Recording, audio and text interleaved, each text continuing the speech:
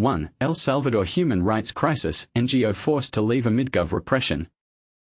2. Human rights crisis, Cristosal flees El Salvador under Bukele's crackdown. 1. El Salvador human rights crisis, NGO forced to leave amid Govt Repression. In a significant blow to human rights advocacy, a leading organization is packing up and leaving El Salvador. **** Imagine a world where speaking out for justice can land you in jail. ***. That's the harsh reality faced by Cristosal, the country's foremost human rights group, which has decided to shut down its operations in El Salvador due to mounting threats from the government of President Nayib Bukele. The group, which has been documenting abuses and advocating for democracy since the end of the Civil War, is now continuing its vital work from neighboring countries like Guatemala and Honduras. Founded by evangelical bishops to address human rights and democratic concerns, Cristosal has been a beacon of hope in El Salvador for the past 25 years. However, the organization has found itself in a dangerous position, with the Bukele administration allegedly engaging in legal and administrative harassment, espionage, and defamatory campaigns against them. But here's where it gets controversial. Some argue that Bukele's actions are necessary to combat crime, while others see them as a blatant attack on civil liberties. At a press conference in Guatemala City, Cristosal's executive director, Noah Bullock, expressed the gravity of the situation. "We are facing a stark choice between exile or prison," he stated. The Bukele administration has unleashed a wave of repression that has made it impossible for us to continue our work safely within El Salvador. This decision comes less than 3 months after the arrest and imprisonment of Ruth Lopez, a prominent human rights activist and leader of Cristosal's anti-corruption and justice program. Her arrest, according to Bullock, was a breaking point for the organization. Lopez and Cristosal have been vocal critics of Bukele's aggressive tactics, particularly his mass incarceration of suspected gang members under a state of emergency declared in 2022. Cristosal's departure is part of a broader trend of Salvadoran journalists and human rights activists fleeing the country.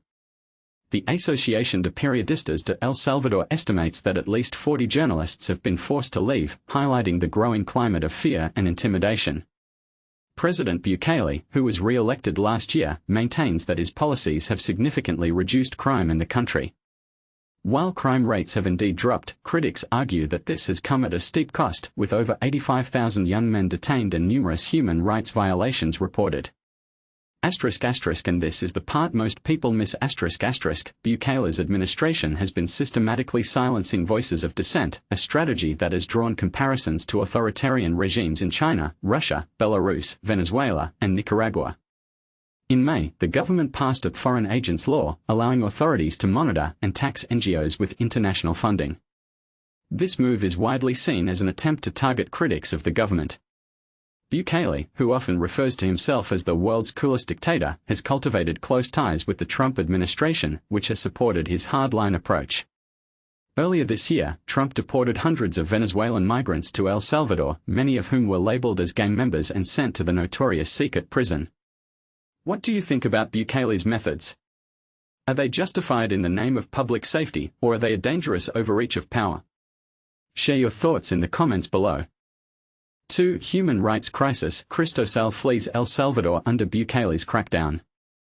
Imagine being forced to abandon your life's work overnight, simply for standing up to those in power. That's the reality now facing one of El Salvador's most respected anti-corruption organizations, Cristosal, which has been compelled to evacuate its staff and suspend its operations within the country. Why? Because the government, led by President Nayib Bukele, has dramatically escalated its campaign against anyone who dares to challenge or question its authority. But here's where it gets controversial: is this a necessary step for national security, or a dangerous slide into authoritarianism? Cristosal, a group with a 25-year history of defending human rights and exposing corruption in El Salvador, announced on Thursday that it has moved its team out of the country. The organization now plans to continue its mission from abroad, working in exile. According to Noah Bullock, Cristosal's executive director, the decision was made after it became clear that the government was willing to pursue criminal charges against them, leaving no hope for a fair trial or legal defense. Speaking from neighboring Guatemala, Bullock explained, "When you realize the government is ready to criminally persecute you and there's no chance for justice, it's simply too dangerous to stay." And this is the part most people miss: the crackdown isn't just about Cristosal. Over the past year, President Bukele's administration has ramped up pressure on any group or individual scrutinizing its record on corruption, public security, or civil liberties. Human rights organizations and independent journalists have faced what critics describe as trumped-up legal cases designed to silence dissent. For example, Ruth Lopez, a well-known anti-corruption advocate with Cristosal, was arrested in May on corruption charges that many international observers, including Amnesty International and the United Nations, have condemned as politically motivated. She remains in detention, a stark warning to others who might speak out. In a further move that has sparked heated debate, Bukele's government introduced a new law in May requiring all non-governmental organizations receiving foreign funding to register with the authorities and pay extra taxes. Supporters argue this is about transparency, but opponents see it as a thinly veiled attempt to stifle independent voices and restrict outside support for civil society. Cristosal's work has long put it at odds with the government. The group has published investigations into official corruption and reported on the human cost of El Salvador's sweeping anti-gang campaign, which has included mass arrests and the suspension of basic civil rights. In a recent statement, Cristosal warned, with a permanent state of exception and near-total government control, El Salvador is no longer a state of rights. Today, simply expressing an opinion or demanding your rights can land you in jail. Here's where the debate gets even more intense. Since March 2022, El Salvador has been under a state of emergency, granting the government extraordinary powers and suspending key civil liberties. This crackdown has undeniably reduced the stranglehold of violent gangs that once terrorized Salvadoran communities. Many citizens credit Bukele with restoring safety and order, and his popularity has soared. But at what cost? Thousands have been swept up in mass arrests, often without charges or access to legal recourse, and reports of inhumane prison conditions are mounting.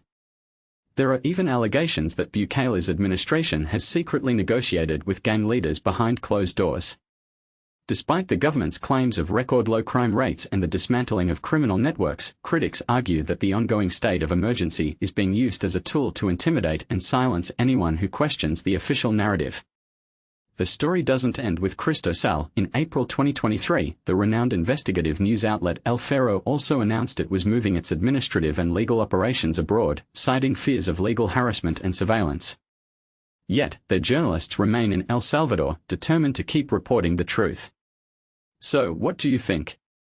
Is President Bukele's approach a bold and necessary response to years of gang violence, or is it a dangerous erosion of democracy and human rights? Should organizations like Cristosal be forced into exile for their work, or is this a sign that the government has gone too far? Share your thoughts below. Do you agree with the crackdown, or do you see it as a threat to freedom? Let's get the conversation started.